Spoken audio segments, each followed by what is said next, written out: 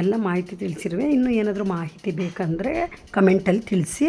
ಸರ್ವೇ ಜನ ಸುಖಿನೋ ಭವಂತು. ನಾನು ಪಂಕಜ, ನಾನು ಚೆನ್ನಾಗಿದ್ದೇನೆ, ನೀವು ಚೆನ್ನಾಗಿದ್ದೀರಾ ಅಂತ ಭಾವಿಸ್ತಾ ಇದ್ದೀನಿ.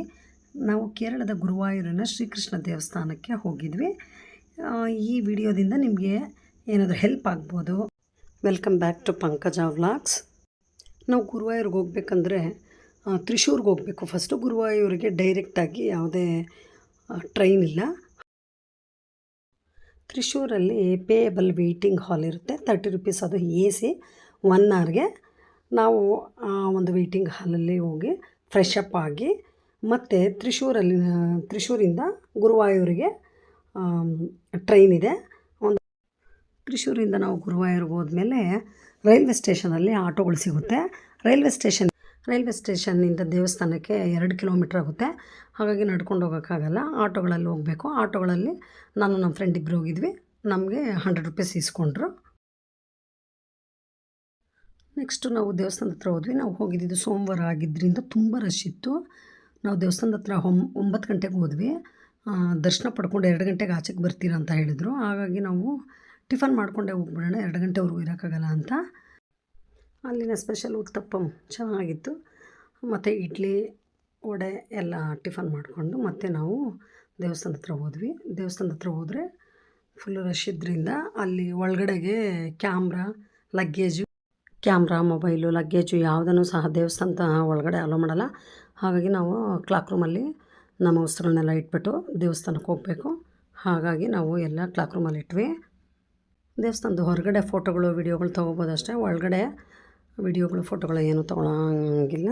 ಹಾಗಾಗಿ ನಾವು ಹೊರಗಡೆನೇ ಫೋಟೋ ತೊಗೊಂಡ್ವಿ. ನಾನು ನಮ್ಮ ಫ್ರೆಂಡು ಹೂ ಮುಡ್ಕೊಂಡು ವಿಡಿಯೋಗಳು ತೊಗೊಂಡು ರೀಲ್ ಮಾಡಿಕೊಂಡು ಖುಷಿಯಾಗಿ ಆಮೇಲೆ ನಾವು ದೇವಸ್ಥಾನದ ಒಳಗಡೆಗೆ ಸಾಲ್ಗೆ ಹೋದ್ವಿ. 9:45ಗೆ ನಾವು ಸಾಲ್ಗೆ ಹೋಗಿದ್ದಕ್ಕೆ ನಮಗೆ ದರ್ಶನ ಆಗಿ ನಾವು ಹೊರಗಡೆ ಬರುವಾಗ ಮಧ್ಯಾಹ್ನ 2 ದರ್ಶನ ಪಡ್ಕೊಂಡು 2 ಗಂಟೆ ಆಗಿತ್ತು ಹೊರಗಡೆ ಬರುವಾಗ. ಆಮೇಲೆ ಅಲ್ಲಿ ಹಾಲು ಪಾಯಸ ಅಂತ ಕೊಡ್ತಾರೆ ಪ್ರಸಾದ, ಮತ್ತು ಮಕ್ಕಳಿಗೆ ಅನ್ನಪ್ರಾಶನ ಮಾಡ್ತಾರೆ ಅಲ್ಲಿ. ಮತ್ತು ತುಂಬ ಮದುವೆಗಳು ಮಾಡ್ತಾಯಿದ್ರು. ಇಲ್ಲಿ ಮದುವೆಗಳು ಮಾಡಿದ್ರೆ ಸುಖವಾಗಿರ್ತಾರೆ ಅಂತ ಅವರ ಒಂದು ಭಾವನೆ. ಹಾಗಾಗಿ ನಾವು ಪ್ರಸಾದ ಎಲ್ಲ ತೊಗೊಂಡ್ವಿ. ಪ್ರಸಾದ ಎಲ್ಲ ತೊಗೊಂಡ್ಬಿಟ್ಟು ನಾವು ಮತ್ತೆ ಕ್ಲಾಕ್ ರೂಮ್ ಹತ್ರ ಹೋಗಿ ನಮ್ಮ ಮೊಬೈಲು, ಲಗೇಜನ್ನೆಲ್ಲ ವಾಪಸ್ ಪಡ್ಕೊಂಡ್ವಿ. ದೇವಸ್ಥಾನದಲ್ಲಿ ತುಂಬ ಕ್ಯೂ ಇದ್ದಿದ್ದರಿಂದ ನಾವು ಅಲ್ಲಿ ಊಟ ಮಾಡೋಕ್ಕಾಗಲಿಲ್ಲ. ಮತ್ತು ನಾವು ಹೋಟ್ಲಲ್ಲಿ ಊಟ ಮಾಡಿಕೊಂಡು ಒಂದು ಆಟೋವನ್ನು ಬುಕ್ ಮಾಡ್ಕೊಂಡ್ವಿ 300 ರೂಪಾಯಿಗೆ. ನಾವು ಪಾರ್ವತಿ ಪರಮೇಶ್ವರನ ಒಂದು ದೇವಸ್ಥಾನಕ್ಕೆ ಹಾಗೂ ಮಮ್ಮಿಯೂರು ಶ್ರೀ ಮಹಾದೇವ ಟೆಂಪಲ್ಲು, ಅಲ್ಲಿನ ಫೇಮಸ್ಸು ಇನ್ನೊಂದು ದೇವಸ್ಥಾನಕ್ಕೆ ನಾವು ಬಂದ್ವಿ. ಇಲ್ಲಿ ಬೆಳಗಿನ ಜಾವ 4 ಗಂಟೆಯಿಂದ 2 ಗಂಟೆವರೆಗೂ ದೇವಸ್ಥಾನಗಳು, ಮಧ್ಯಾಹ್ನ 2 ಗಂಟೆವರೆಗೂ ಓಪನ್ ಇರುತ್ತೆ. ಆಮೇಲೆ ಕ್ಲೋಸ್ ಮಾಡಿದ್ರೆ 5 ಗಂಟೆ ಮೇಲೆ ತೆಗಿತಾರೆ. ಹಾಗಾಗಿ ನಾವು ದೇವರ ದರ್ಶನವನ್ನು ಮಾಡಿಕೊಂಡು ನಾವು ಮತ್ತೆ ಒಂದು ಬಸ್ ಹಿಡ್ಕೊಂಡು ಮತ್ತೆ ತ್ರಿಶೂರಿಗೆ ಬಂದ್ವಿ. ನೈಟ್ 10 ಗಂಟೆಗೆ ನಮ್ಗೆ ಟ್ರೈನ್ ಇತ್ತು. ಅಲ್ಲಿ ಮತ್ತೆ AC ವೆಯ್ಟಿಂಗ್ ಹಾಲನ್ನು ತಗೊಂಡು ಮತ್ತು ನಾವಲ್ಲಿ 1 ಅವರ್ ರೆಸ್ಟ್ ಮಾಡಿ ಮತ್ತೆ ಟ್ರೈನ್ ಬಂತು. ಮತ್ತು ನಾವು ಟ್ರೈನ್ ಹತ್ಕೊಂಡು ಬೆಂಗಳೂರಿಗೆ ಬಂದ್ವಿ. ಇನ್ನೊಂದು ಮಾಹಿತಿ ಏನಂದರೆ, ನಿಮಗೆ ಅಲ್ಲಿ ಡಾಮೆಂಟ್ರಿಗಳಿರುತ್ತೆ.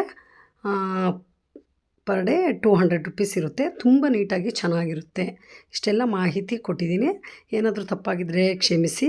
ನನ್ನ ಒಂದು ಚಾನಲನ್ನು ಸಬ್ಸ್ಕ್ರೈಬ್ ಮಾಡ್ಕೊಳ್ಳಿ. Thank you so much. ಇದಾಗಿತ್ತು ನನ್ನ ಗುರುವಾಯೂರಿನ 1 ಡೇ ಟ್ರಿಪ್. ಇದಕ್ಕೆ ನಮಗೆ ಖರ್ಚಾಗಿದ್ದು 1080 ರೂಪಾಯಿ ಅಷ್ಟೇ. ನಮ್ಮ ಒಂದು ಶಾಪಿಂಗು ಅದು ಇದು ಎಕ್ಸ್ಟ್ರಾ ಖರ್ಚು ಬಿಟ್ಟು 1080 ರೂಪಾಯಿ.